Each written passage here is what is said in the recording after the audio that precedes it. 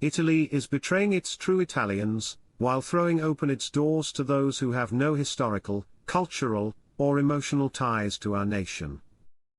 In this video, we analyze the decree signed by Antonio Tajani, which restricts the recognition of citizenship for Italian descendants abroad, and we ask ourselves, is this really the right path? Who are the true Italians today?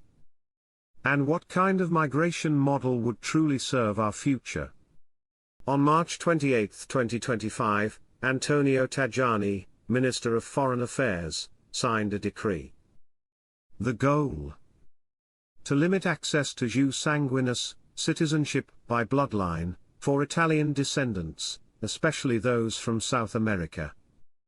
The official justification is clear: too many requests. Too much bureaucracy in the consulates of Sao Paulo and Rio de Janeiro. Too many staff tied up handling a demand deemed useless. Tajani talks about costs, waste, and overworked officials. But is this really an economic problem? Or is it just a populist diversion? A way to flex political muscles by targeting those who can't defend themselves? Let's do the math. To request citizenship abroad, an Italian descendant pays €600 just to start the process at the consulate. If they come to Italy, they must pay another €600 to the municipality. Then there are translations, certificates, intercontinental travel, lawyers, interpreters, lodging. Total, between €5,000 and €10,000, all self-funded. And where does this money go?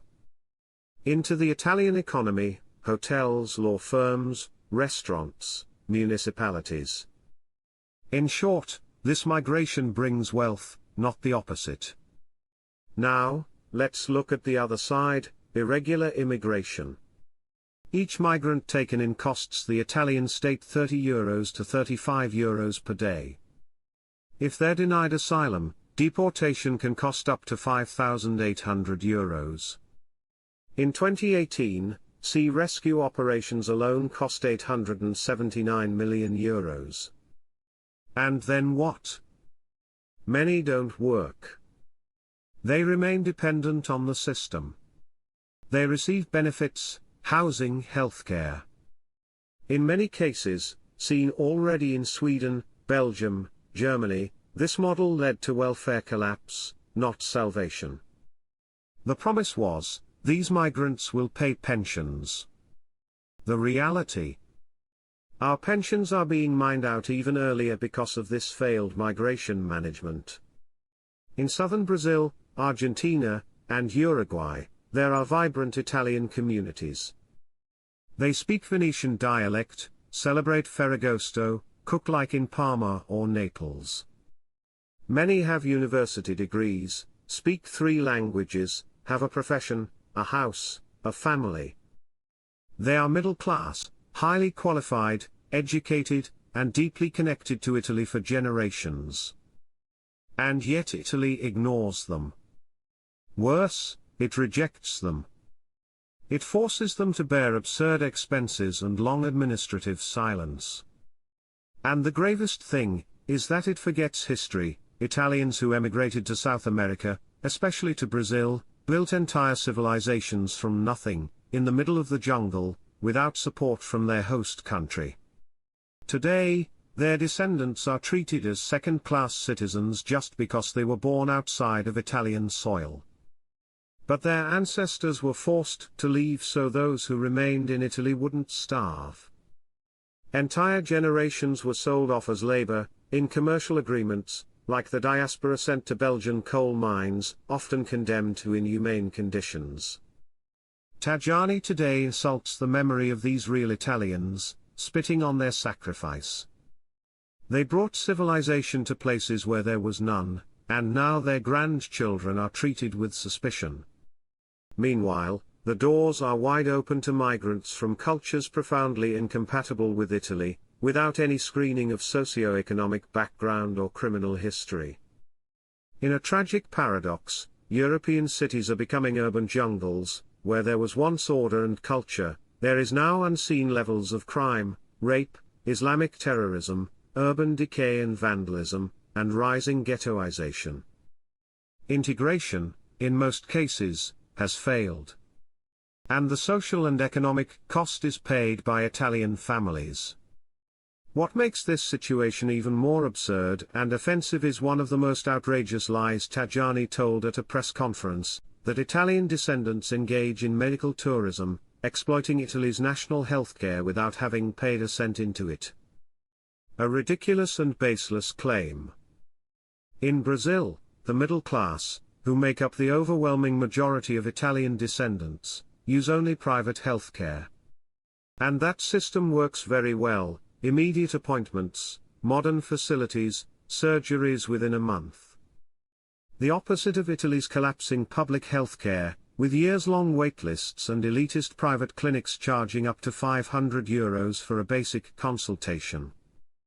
No sane Italo-Brazilian would cross the ocean just to get treated in Italy. Moreover, those who do not reside in Italy and have never paid contributions, including those registered with AIR, do not hold a health card, and therefore cannot access free public healthcare. Even with an Italian passport, tax code, and ID card, AIR registration strips you of access to the Italian National Health Service. The only ones truly benefiting from medical tourism in Italy are others, irregular migrants from Africa or the Middle East, who receive free and costly care, paid for by Italian taxpayers. Tajani lies, knowing he lies. So we ask again, if Italy really needs immigrants, wouldn't it make more sense to favor them, the Italian descendants? They don't just want to come, they're ready to integrate. They speak the language, share the values, the customs. They bring human capital. They bring respect. While those arriving by boat often lack documents, education, or the intention to become Italian. The Tajani decree is the symbol of a confused Italy. It punishes those who love Italy and rewards those who ignore its history, language, and culture. It also stands in direct contradiction to the Italian constitution. Article 3 clearly states that all citizens are equal before the law, without distinction.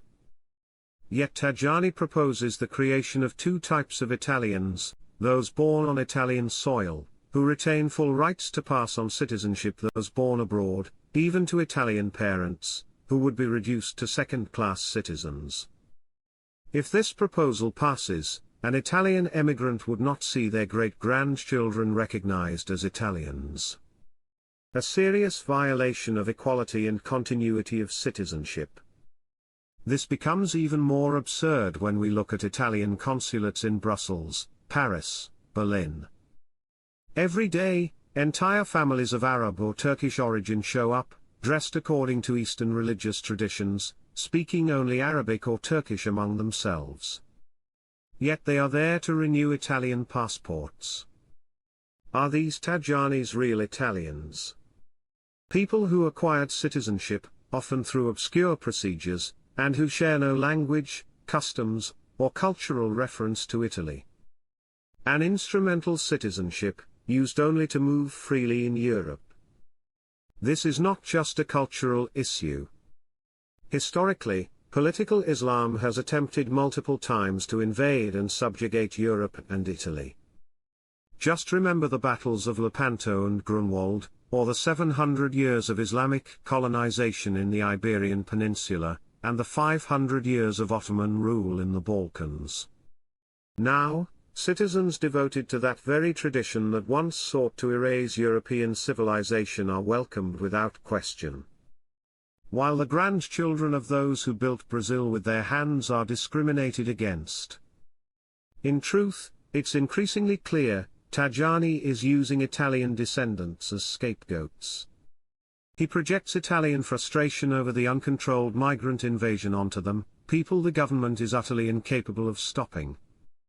Yet controlling immigration was the central promise of the campaign that brought this government to power. The Albania deal failed. Migrant flows are out of control. Italian cities suffer, blighted neighborhoods, drug dealing, crime, rapes, ethnic tensions. The government is powerless. But instead of confronting the crisis head-on, Tajani chooses political cowardice. He targets the weakest, those who cannot defend themselves, those who carry Italy's name, culture, and identity across the world. Afraid of being accused of racism toward Africans or Arabs, he ends up being racist toward Italian descendants, implicitly labeling them as inauthentic. When he uses the expression real Italians, he deliberately excludes them. This decree is, in the end, an admission of total failure in immigration policy, a desperate attempt to divert public attention by targeting those most loyal to Italy, but farthest from the spotlight. What is needed is courage. Vision. A policy that distinguishes between those who truly want to be Italian, and those who simply want a convenient European passport. Italians by blood, culture, and family memory. But to Tajani, these are not the real Italians.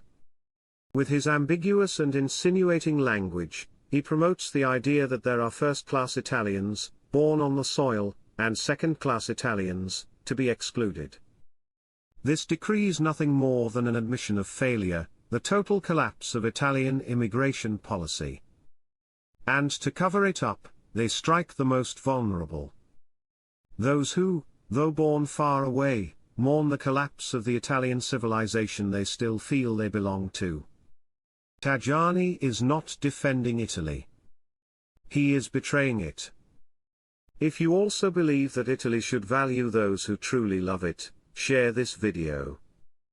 And subscribe to the channel for more content on identity, politics, and the future of Europe.